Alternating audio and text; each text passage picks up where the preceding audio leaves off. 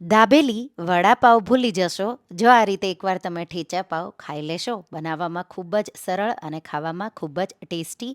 20 જેટલા મોળી વેરાયટીના મરચાં આ રીતે ચોપ કરી લઈશું. સાથે લસણને પણ ઝીણું ઝીણું ચોપ કરી શીંગને શેકી ફોતરા કાઢી રેડી કરી લઈશું.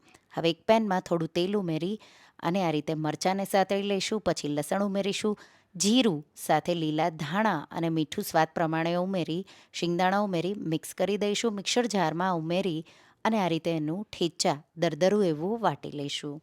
હવે 2 બટેટા બાફેલા ખમણી લઈશું. એમાં ઠેચા ઉમેરી દઈશું, મીઠું, ડુંગળી, ટમેટાં, કેપ્સિકમ, ચીઝ અને સાથે આપણે એમાં લીલા ધાણા ચીલી ફ્લેક્સ ઉમેરી મિક્સ કરી દઈશું. પેનમાં થોડું બટર ફેલાવી અને એમાં આપણે ઠેચા ઉમેરી ઠેચા થોડું સાતળી અને પછી 2 સાઈડથી આ રીતે તમારે એને કોટ કરવાનું છે ઠેચાથી. વચ્ચે આપણે સ્ટફિંગ જે બટેટાનું બનાવ્યું એ ભરીશું.